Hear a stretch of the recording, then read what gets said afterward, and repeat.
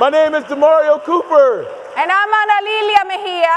And we are the co-executive directors of the Center for Popular Democracy, which is, I'm gonna let y'all do that. That's what's up. Which is the largest grassroots power building organization in the nation. Our network has 48 affiliates across 38 states, as well as Puerto Rico and DC. And we see our role in the movement is to build the power and the capacity of these incredible organizations so that we together can contest for governing power. Again, that's what's up, right? Because we know, although we agree with Martin that the moral arc of the universe is long and it bends towards justice, we know it doesn't happen on its own. It takes our power. That's right. That's right. It's good to be here in the summer in Chicago. It's beautiful. I'm from Akron, Ohio, a place called Elizabeth Park. It was also known as the Bottom. I heard somebody scream for Elizabeth Park. That's what's up. I can remember summers where me and my older cousins would be playing with water guns and playing around and just being kids. And then crack came to my community. And those same cousins within a year went from playing with water guns with us to being what I thought was rich. They was buying cars at 15. They was buying $100 pair of shoes and had pagers all across their all across their belt. That was one summer. About 3 summers later, all of them started going to prison. They all got locked up. And I thought something was wrong with my family. I thought something was wrong with me. I thought we were just prone to go to prison. And then I learned that 20, 40, 100 years ago, powerful people have made decisions that were tearing apart my family in the moment, tearing apart my community. And then even after that, even after I understood that, I learned something new. That I was born inside of a clapback moment. And like DeMareo, actually, I'm also from Elizabeth. I'm from Elizabeth, New Jersey, y'all. Please don't get it twisted. Give you a little prop. Like DeMareo, I grew up believing something was wrong with me and my family.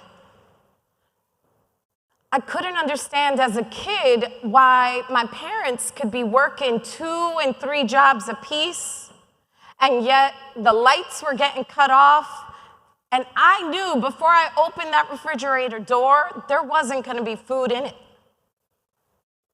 In fact, I'm gonna share, I still remember the pain and shame of poverty.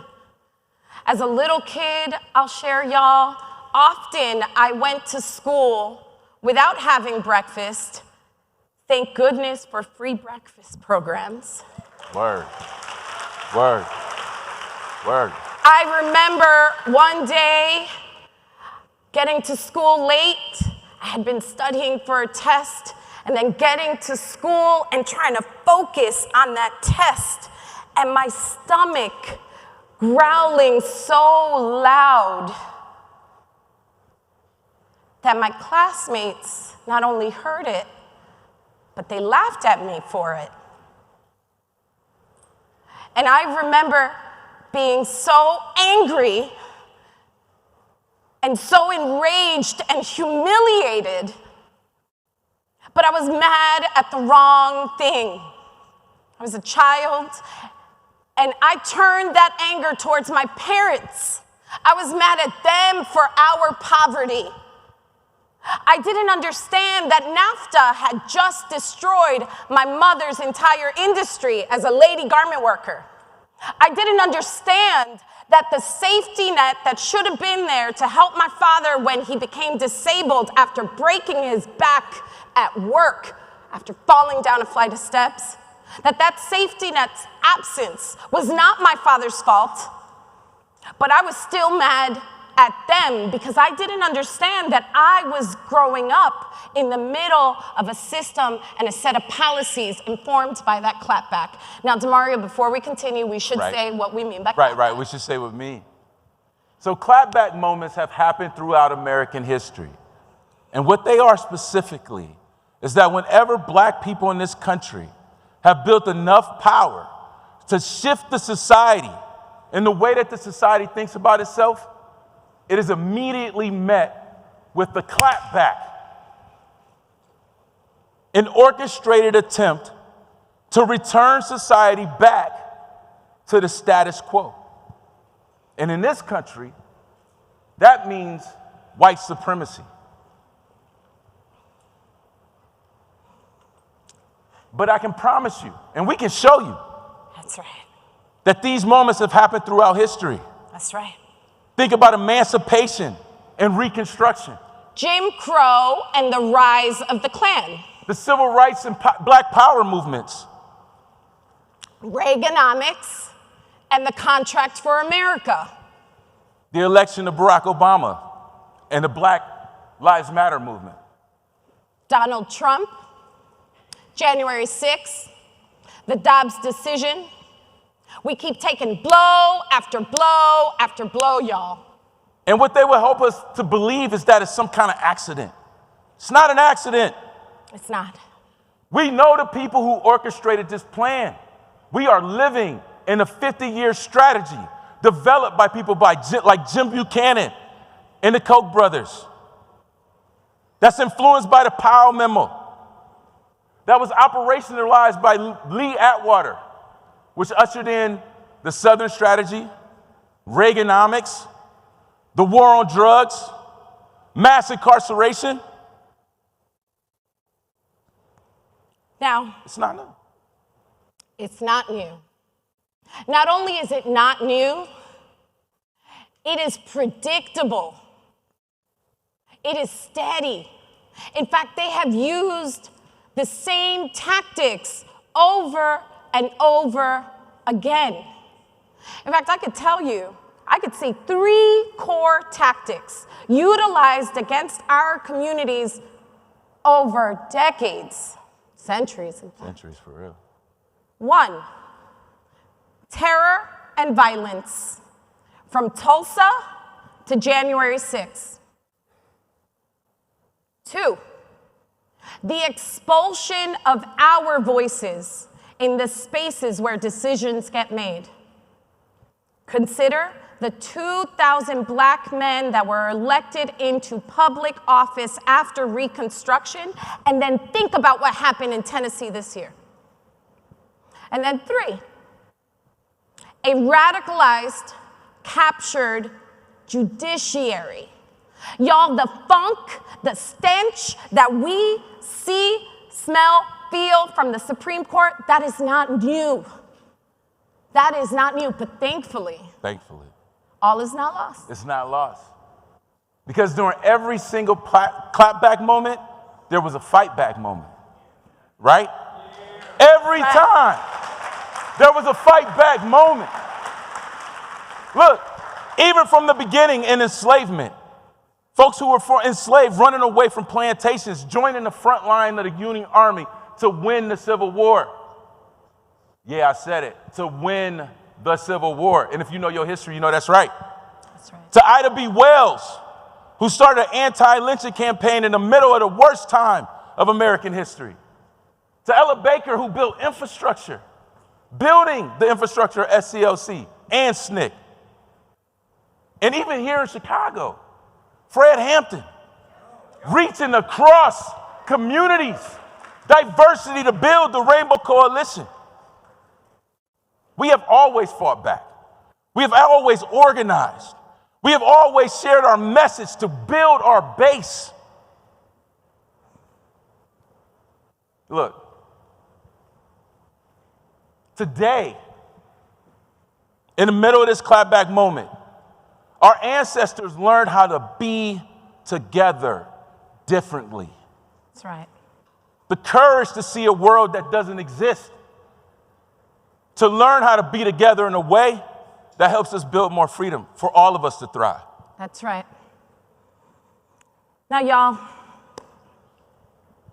DeMareo and I, when we assumed our roles at the Center for Popular Democracy, and as we engage every single one of our 48 incredible affiliates, many of which will be familiar to you. Shout out to Lucha and Detroit Action and Sula and Make the Road, so many others.